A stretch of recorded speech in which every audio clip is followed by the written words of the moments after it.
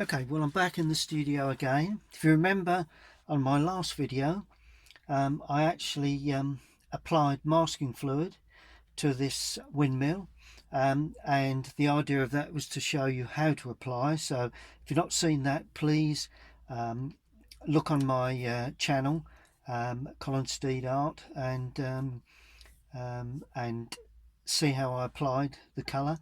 Now I'm going to show you how to paint. That's the image that I'm working, or the sketch that I did. When was that? It was some time back. 2017. It's of Tower Mill, just outside Burnt Umber Staithe, and it's only a water soluble pencil sketch. But now I'm going to show you how to use watercolor masking fluid to actually paint, using a dark sky over the building, the sails of the mill. Okay, so what I'm starting with is a wash of colour. Right, we're going to have a dark cloud in that area. We're going to have perhaps a touch of blue, but anyway, let's start by adding some water. Not all over. Now, if you notice where the area of masking fluid is, the sails, the cap, I'm just painting over, really. You know, doesn't make any difference. Got the board at a bit of an angle, but just making certain it's fairly damp. Okay, first thing I'm going to do is to mix burnt umber with ultramarine. So burnt umber, let's use a bit more ultramarine in there. There we go. Burnt umber to give me sort of like a blue-grey wash. Add a bit more water to that in places. There you go. Some patches unpainted, presumably. If you get this sort of it's got to be a dark cloudy sky with some cobalt blue in the top right hand corner, so that needs to be quite blue. There we go. And you know, it's pretty much a cloudy sky, a little bit of blue. Let's add a bit more intensity to that blue. There you go. Just let it flow. Right, now I'm going to intensify that that sort of colour, that deep cloud colour, a little more brown in there, to give me a bit of warmth to the clouds. But overall, where the mill is, very dark, or at least fairly dark. Notice how I'm not playing with this too much. I'm adding the dark sort of blue greys. They're nice. A bit more brown perhaps, just to warm it up in the lower area. So there's a thunderstorm passing the back of the mill, and of course we've got light sky to the right. More blue, a bit more brown, touch more blue. There we are. Nice sort of warm grey mix, and quite dark in this area. The old thunderstorms brewing there, but you'll see later the benefit, and you can now see where I've actually applied the masking fluid to the sky. See where I've applied that? You can see that. Okay, so that's that.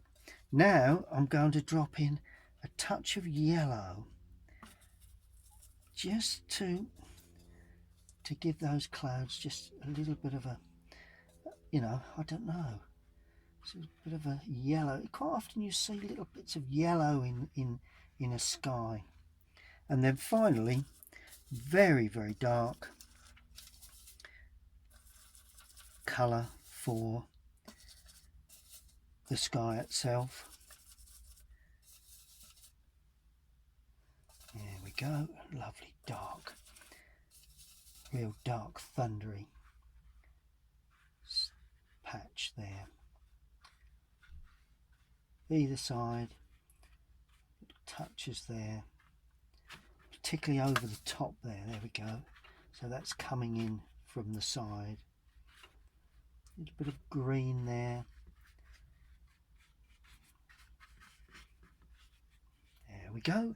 And that is going to be the real cloudy sky that that actually enhances the whole picture, really. Now all I need is a green-grey wash on the field, and I'm using that colour that I've got there already. A little bit of yellow in the field perhaps. Now I've not used a red yet, so I'm going to use a light red just to try and create a bit of warmth in the foreground. See that light red going in, particularly in the foreground of the field. Trying to get, let's just add a little bit more red. There we are. See the way that red is going in into that foreground area, and that with a touch more, that's it, a little real warmth. And I'm putting a touch of that in the sky because I need that just to indicate some of that warmth, so it just reflects back in. And that now needs to be left to go completely dry.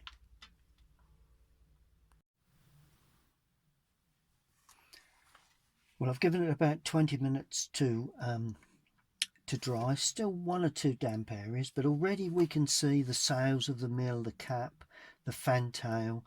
So I can work into this lower area. Still maybe a little damp, particularly around the sails. So I'm going to work into the lower area. I'm going to use a very dull yellow, raw sienna, burnt sienna, something like that. Sorry, raw sienna, some sort of dull yellow, just along the edge of the field. That's that sort of grassy area.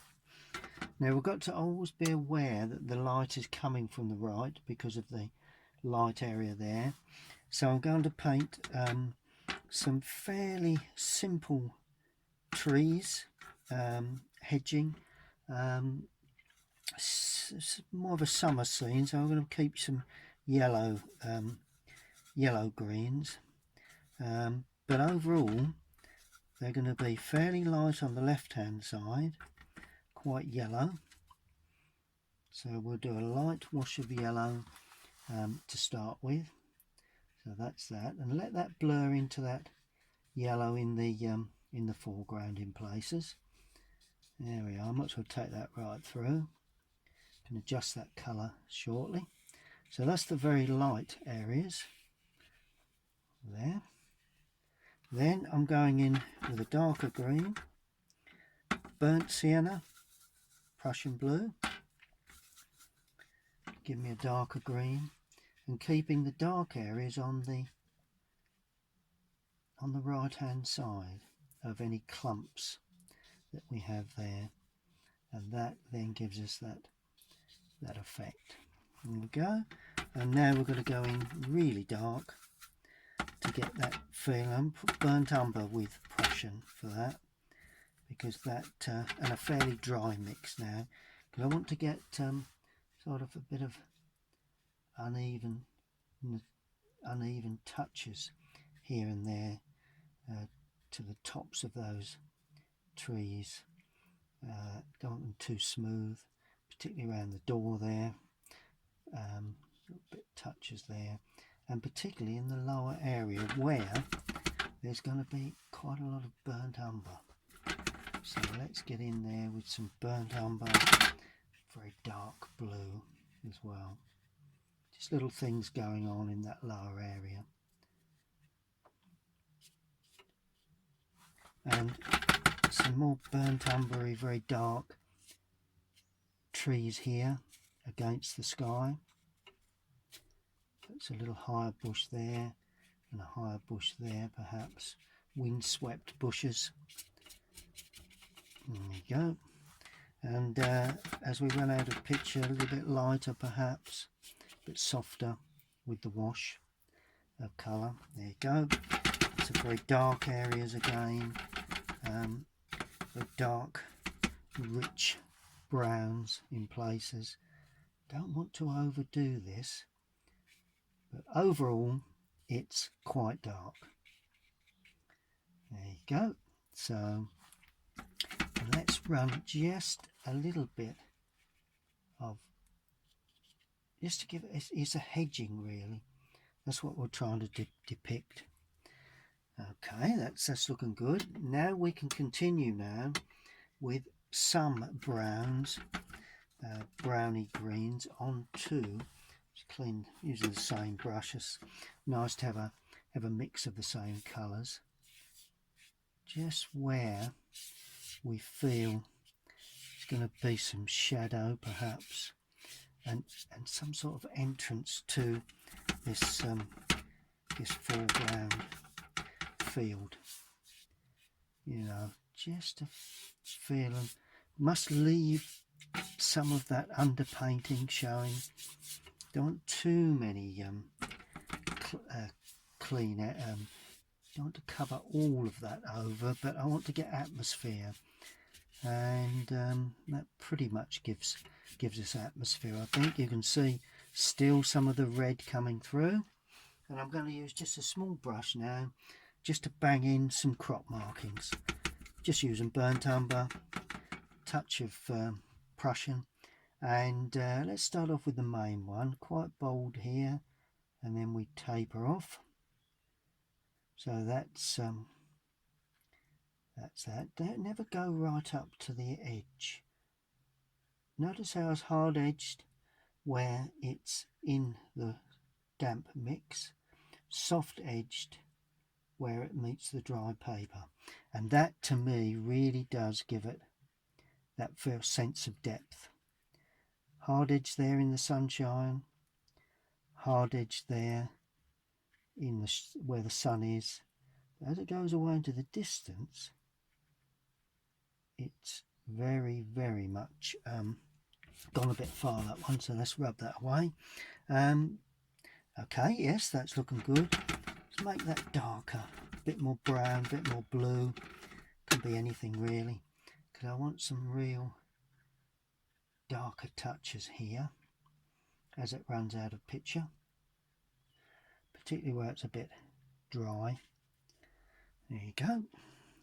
Brilliant. So that's the next stage. As you can see, not touched the mill at this stage, but that is my next stage.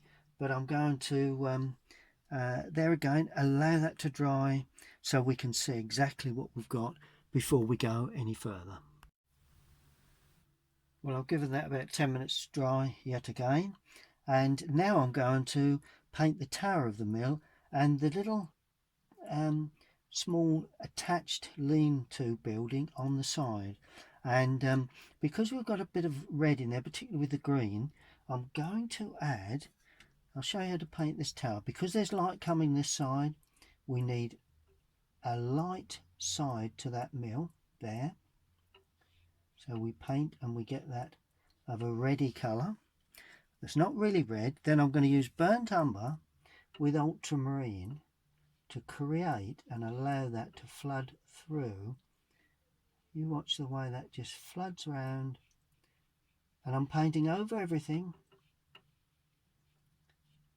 and you've got to pick up the edge of the tower there we go.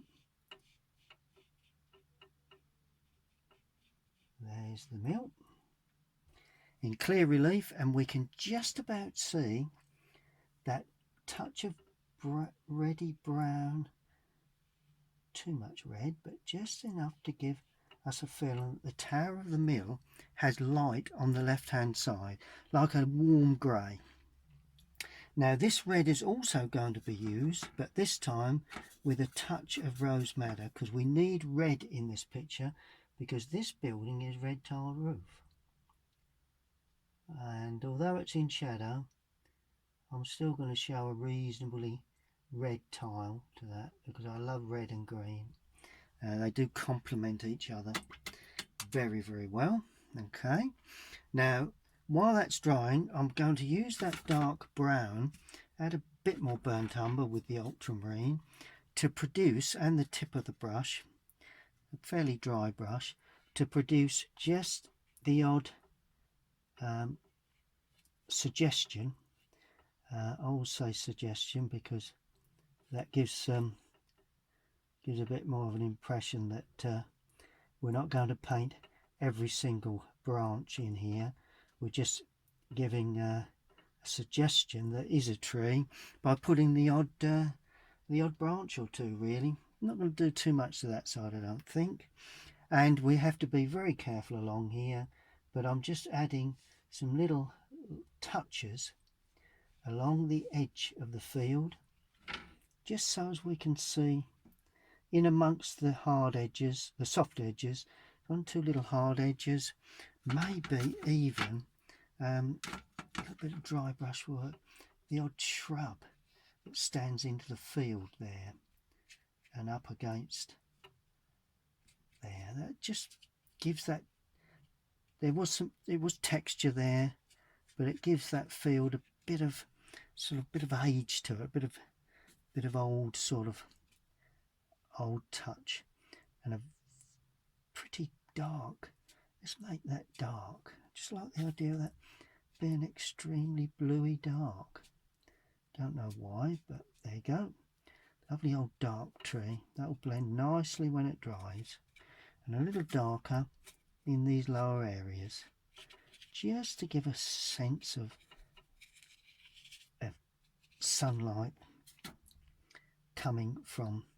Oh, and this probably would also be quite dark because it's on the other side of the mill, where perhaps there's a shadow, and perhaps a touch there. There we go. And that is sufficient to give me texture onto the hedging without over suggesting any particular area. There we are, nice dark. That's it. That's lovely. Just to give accents and punches here and there. Okay, there again, the next stage will be to remove the masking fluid, tint the sails, virtually there really. Okay, well, we've got to the point where we remove the masking fluid. Now it's crucial that the underwash is completely dry before you remove masking fluid, and make certain your hands are completely clean. Otherwise you can use an eraser, a rubber, that sort of thing. But all you need to do is to just rub with your hand or your finger and just take off all of the masking fluid. Wherever you touch the paper with masking fluid, it would end up being white paper. And there you go. That's the sails of the mill revealed. Now they are stark white, so they will need some form of shading. But let's just finish, let's just sort of just sharpen them up a little. So I'm going to use like a cool grey really, just to more of a bluey grey, ultramarine, burnt umber, just to give them a little bit of sharpening, and that will be just more or less just to join up where let's just make that a little weaker than that. Don't want this to be too strong. Where the gaps are, but other than that, oh, there's a gapping there, that won't hurt because that's in there. A little bit of gapping there, but other than that, a little bit of gapping there. You know, I like these old mills to be treated as if they're old.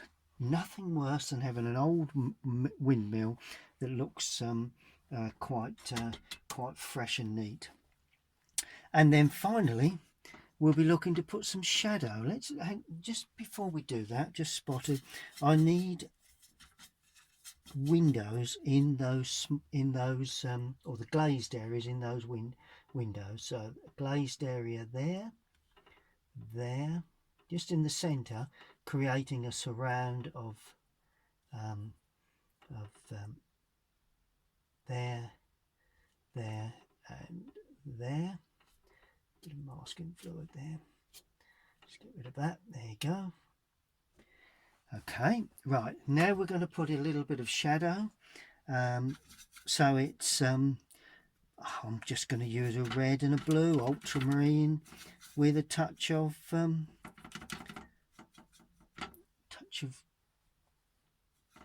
rose madder, a little bit of yellow in there perhaps.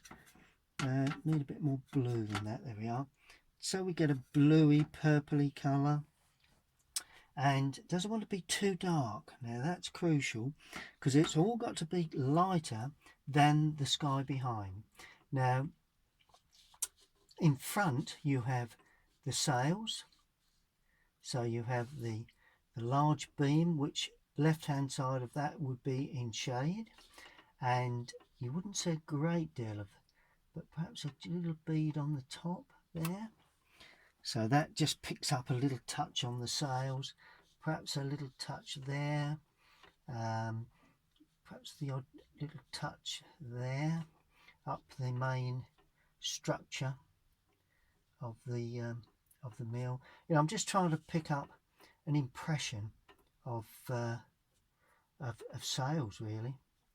Perhaps on the underside there, perhaps joining that up and just putting in the underside bit there, and oh, a bit on the underside there perhaps, but as I say, nothing too fussy, because once you do, you've spoilt the look of the fact that it is very much an old mill that where, you know, just to try, I'm just trying to give it an aged look really, and that I think sort of fits the bill with this sort of subject. Never like to put in create too cleaner looking colours on these mills, because to be fair, they are rather old, you know, and consequently they do need to be seen to be such. And there you go. Now let's pick that up, and also a bit more blue in that there. Don't want to get too red. And the back of the mirror of the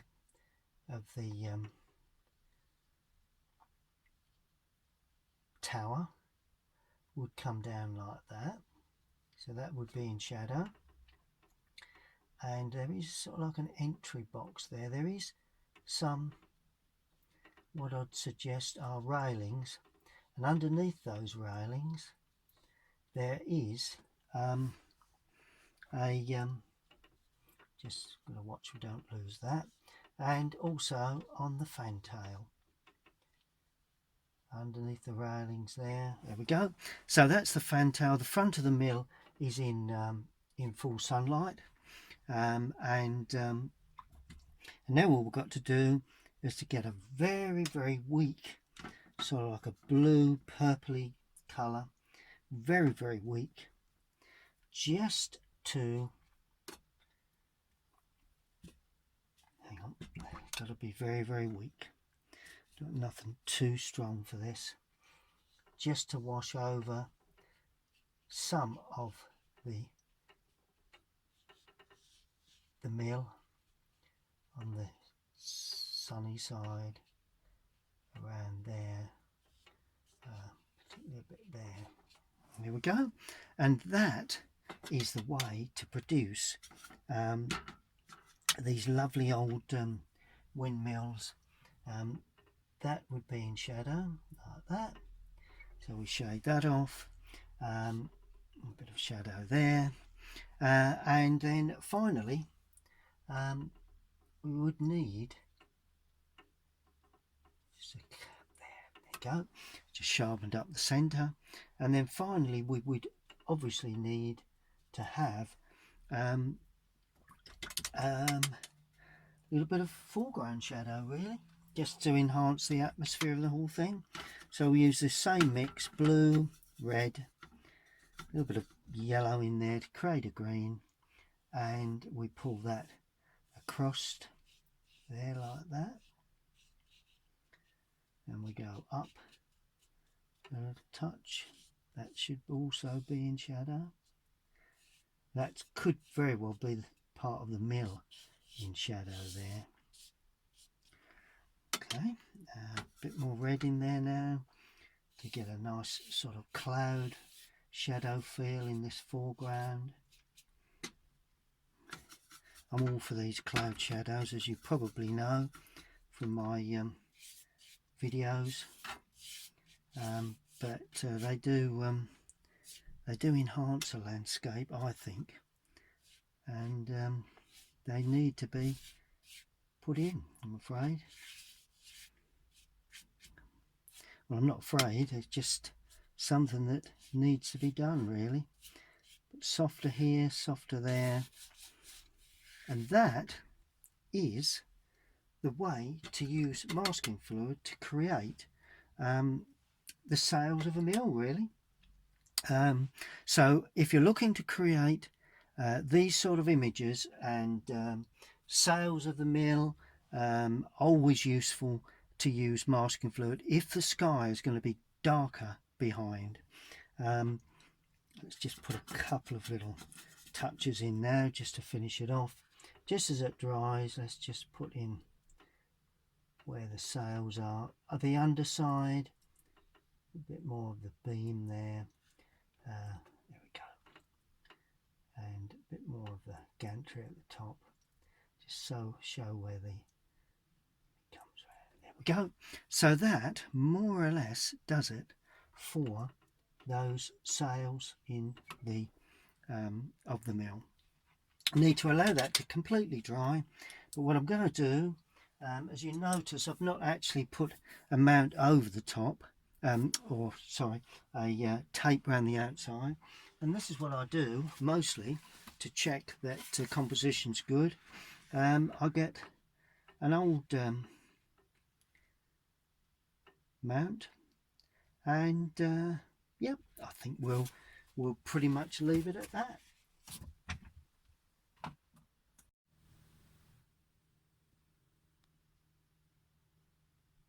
Well, there you are. That's the finished painting. Just come down a little closer for you to have a look. And that is the way I would use masking fluid. Don't use it very often. Put one or two birds in the sky, but as you can see, brilliant way of using masking fluid to get the white sails against the dark sky. So that's one way you could use it. You could use it in varying ways, but by all means experiment with it. It's a medium that I don't like to use, so I tend normally to have a lighter sky and darker sails, but on the odd occasion it's something that we really need to use. Hope you've enjoyed that. Stay tuned to my channel, and if not already subscribed, please do so.